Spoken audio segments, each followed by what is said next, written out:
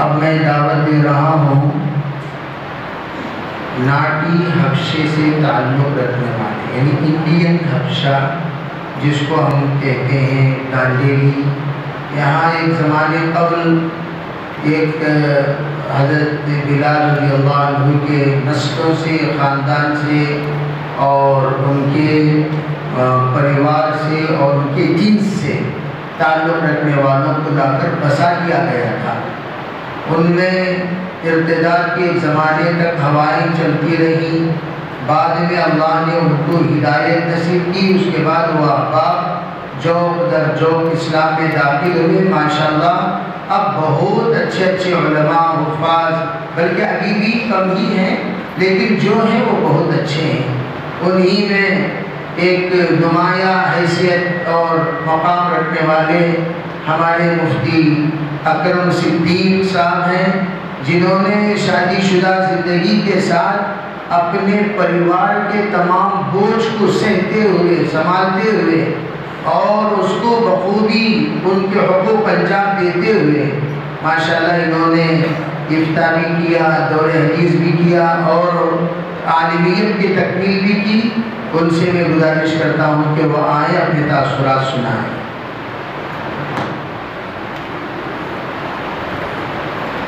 السلام علیکم ورحمۃ اللہ وبرکاتہ۔ الحمد للہ نحمده ونصلی علی رسولہ الکریم، اما بعد، قال اللہ تعالی اهدنا الصراط المستقیم، قال النبی صلی اللہ علیہ وسلم من دعا الى هدى فكان له اجر مثل اجور من تبعهم لا ينقص ذلك من اجورهم شيئا، او كما قال علیہ الصلاۃ والسلام۔ محترم سامعین کرام اور مشرق و مربی اساتذہ کرام، اللہ کا احسان ہے کہ اللہ تبارک و تعالیٰ نے ہم جیسے گئے گزروں کو بھی کچھ نہ کچھ حاصل کرنے کا موقع دیا ان اساتذہ کرام کی برکت سے۔ یہ اللہ کا ہم پر بہت بڑا احسان ہے۔ جیسا کہ حضرت نے فرمایا، یہ حضرت ہی کا کرم ہے، حضرت ہی کی محبت ہے کہ آج ہم یہاں پر کھڑے ہیں، ورنہ کیا معلوم تھا کہ ہم کہاں بھٹکتے ہوئے رہ جاتے۔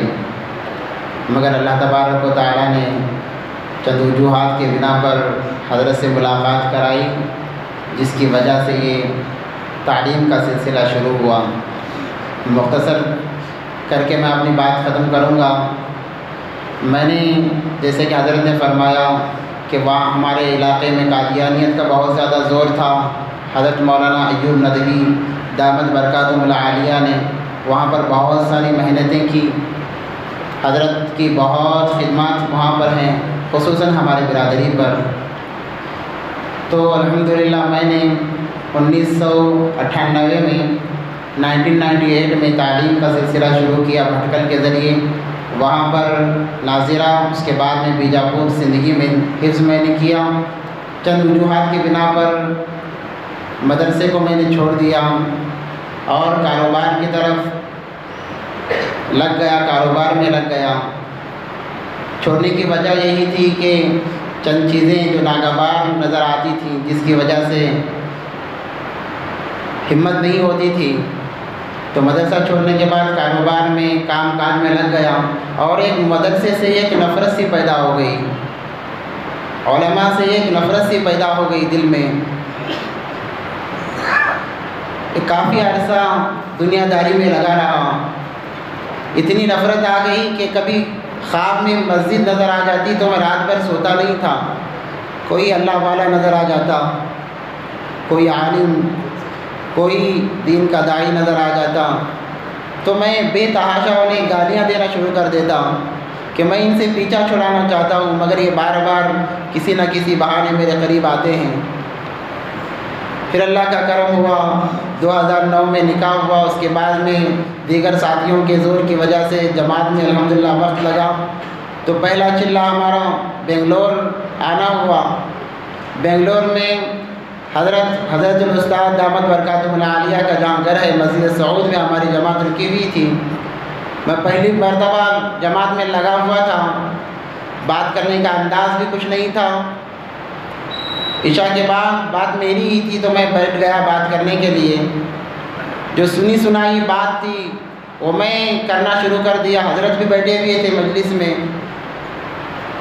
چند ایسے باتیں میری زبان سے نکلی کہ حضرت کو یہ باتیں ناگوار ہوئی. حقیقی معنوں میں باتیں بہت زیادہ غلط تھیں. اس سے پتہ یہی چلتا ہے کہ علم کے بغیر انسان ادھورا ہے. جب تک انسان علم حاصل نہ کر لے وہ کامل انسان بن نہیں سکتا. تو حضرت بیٹھے ہوئے تھے. میں اتنا جانتا بھی نہیں تھا مگر معلوم تھا کہ حضرت بھی بیٹھے ہوئے ہیں.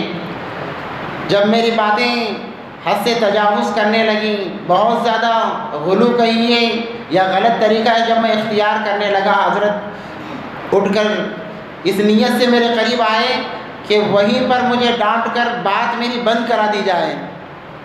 جب میں نے حضرت کو دیکھا تو میں نے سمجھ لیا کہ اب شاید کچھ زیادتی ہو گئی ہے, اب میری خیر نہیں ہے. مگر پھر بھی میں بات کرتا رہا. حضرت آ کر بیٹھ گئے. میں نے بات کو مختصر کر کے بات ختم کیا. اس کے بعد میں جب مجمع چلا گیا تب تک حضرت نے کچھ بھی نہیں کہا, ورنہ میری باتیں تو ایسی تھی کہ اسی جگہ سے مجھے نکال دیا جاتا. مگر قربان جائیں حضرت کی اصلاح کرنے کے طریقے پر کہ حضرت نے کچھ نہیں کہا, خاموش بیٹھے رہے. جب سارا مجمع چلا گیا تو میں نے کہا حضرت ہو سکتا ہے مجھ سے کوئی غلطی ہو گئی ہوگی, آپ میری اصلاح فرما دیجئے. حضرت نے کہا کہ تمہارے جماعت کے امیر کون ہیں؟ تو میں نے کہا کیا حضرت میں ہی امیر ہوں. تو حضرت نے کہا کہ یہ باتیں تمہیں کس نے بتائی ہیں؟ میں نے کہا کہ حضرت میں نے سنی سنائی باتیں کہی ہیں. تو حضرت ناراض ہوئے, کہا کیا تم عالم ہو؟ کہنے لگ میں نے کہا کہ میں عالم نہیں ہوں, بس کچھ پڑھا ہوں. تو حضرت نے کہا مدرسہ کیوں چھوڑ دیا؟ تب تک میرے چہرے پر داڑھی بھی نہیں تھی. تو میں نے کہا کہ حضرت بس ایسے ہی مدرسہ چھوڑ دیا. تو حضرت نے کہا کہ یہ تمام کام ختم ہونے کے بعد پہلی فرصت میں ہمارا مدرسہ ہے, وہاں پر جاؤ, داخلہ لو اور تعلیم حاصل کرو, تعلیم کو مکمل کرو, تب تمہیں پتہ چلے گا کہ تم نے کیا کہا ہے. حضرت کی ایک بات تھی میرے دل پر ایسا لگی کہ میں نے اسی وقت میں ٹھان لیا کہ اب مجھے پڑھنا ہے, اب مجھے کسی حالت میں تعلیم حاصل کرنا ہے. ویسے ہی میں نے 4 مہینے اسی سوچ میں کہ میں تعلیم حاصل کرنے کے لیے کیا کروں. میں شادی شدہ ہوں, بیوی ہیں, بچے ہیں, ان کی ذمہ داریاں ہیں, اب میں کیا کروں, کیسے تعلیم حاصل کروں. تو میں نے کسی ذریعے سے حضرت کا نمبر لیا. لگاتار میں نے 2 سال حضرت کو پریشان کیا کہ حضرت میں آنا چاہتا ہوں, میرے گھریلو حالات اتنے اچھے نہیں کہ میں مستقل تعلیم حاصل کروں, آپ میرے لیے امامت تلاش کریں تب میں آ کر پڑھوں گا. گویا کہ ایک طریقے سے میں حضرت پر حکم جتا رہا تھا. مگر 2 سال کا عرصہ گزرنے کے باوجود حضرت نے کبھی مجھے نہیں ڈانٹا. جب بھی میں فون کرتا حضرت کہتے کہ انشاءاللہ جب ملے گی امامت میرے نظر میں ہوگی میں بتا دوں گا. اتنا کہہ کہ حضرت فون رکھ دیتے. 2 سال کے مسلسل عرصے کے بعد میں ایک موقع ایسا آیا, حضرت نے کہا کہ اب آ جاؤ, اب ہو سکتا ہے کہ کچھ انتظام بن جائے. تو میں الحمدللہ میں نے سفر کیا. پہلے اکیلے آیا اور آنے کے بعد حضرت سے مشورہ کیا, مشورہ کر کے مدرسے میں داخلہ لیا. الحمدللہ حضرت کی دعائیں تھیں, حضرت کی خصوصی نظر ہم پر, حضرت کی توجہ تھی کہ 2 مہینے کے اندر امامت بھی مل گئی. الحمدللہ وہ امامت کے ساتھ ہی عالمیت کے پورے ایام اختتام پذیر ہوئے.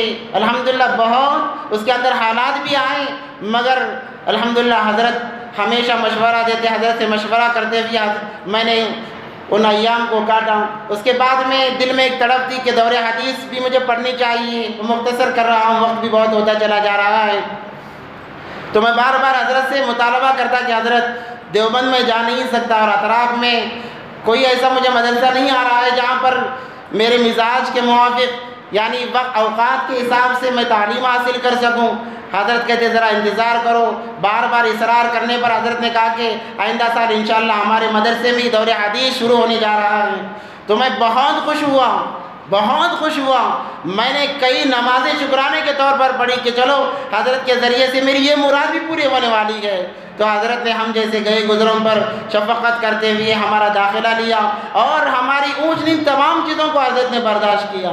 کبھی ناغہ ہو جاتا، بار بار ناغہ ہو جاتا حالات کی وجہ سے، حضرت ڈانٹنے کا بھی وہ انداز حضرت کا یوں محسوس ہوتا ہے جیسے اپنے سگے بچے کو ڈانٹ رہے ہیں. اتنا خیال کرتے حضرت کہ جس کو میں بیان نہیں کر سکتا. الحمدللہ دور حدیث یہاں پر مکمل ہوا. اس کے بعد میں ارادہ ہوا، حضرت نے ہی توجہ دلائی کہ جب تم نے دور حدیث کر لیا ہے تو اب افتاء بھی کر لو، افتاء بھی کر لو. میں نے کہا کہ حضرت حالات بہت زیادہ ہیں، پہلے تو 1-2 بچے تھے اور 2 بڑھ گئے، اب کیا کیا جائے، اخراجات بہت مشکل ہیں. حضرت نے کہا جیسے وہ گزرا ہے یہ مرحلہ بھی گزر جائے گا. کہ حضرت کی ہر بات الحمدللہ دل کو لگی اور میں نے حضرت نے جیسا کہا اس طریقے پر میں نے عمل کیا. الحمدللہ افتاء پڑھنے کی بھی اللہ نے توفیق دی. ان اکابر حضرات اساتذہ کرام کے زیر نگرانی میں تعلیم حاصل کرنے کی توفیق دی. اب پتہ چلتا ہے کہ ہم نے، اب یوں محسوس ہوتا ہے کہ ہم نے کچھ حاصل نہیں کیا ہے، ابھی تو ہمیں بہت پڑھنا ہے. ان اکابر اساتذہ سے ہمیں بہت کچھ لینا تھا، مگر یہ وقت کیسا ختم ہوا پتہ ہی نہیں چلا. اس لیے احادیث مبارکہ جو میں نے شروع میں پڑھی، من دعا الی ھدی فکان لہ اجر مثل اجور من تبعہم لا ینقص ذلک من اجورہم شیئا، کہ جو انسان کسی کو بھلائی کی طرف بلاتا ہے، وہ انسان جو بھلائی کی طرف بلانے کی وجہ سے آ رہا ہے، وہ جتنا عمل کرتا رہے گا بلانے والے کو بھی اس کا اجر ملتا رہے گا اور ان کے اجر میں کمی نہیں کی جائے گی، وہ اجر میں کمی نہیں کی جائے گی. ہمارے اساتذہ کرام اسی کے مصداق ہیں. انہوں نے ہم جیسے گئے گزروں پر محبت کی نظر ڈالی، ہماری ہر چیز کو برداشت کیا، ہر چیز کو ان اساتذہ نے برداشت کیا، تب جا کر آج ہم آپ حضرات کے سامنے کھڑے ہیں. میرے بھائیوں، میری ایک ہی گزارش ہے کہ علم کے بغیر انسان بالکل ادھورا ہے. اگر کسی نے علم حاصل نہیں کیا تو اس نے کچھ بھی نہیں کیا، اس نے کچھ بھی نہیں کیا ہے. یہ زندگی علم کے بغیر ادھوری ہے، علم کے بغیر یہ زندگی ادھوری ہے.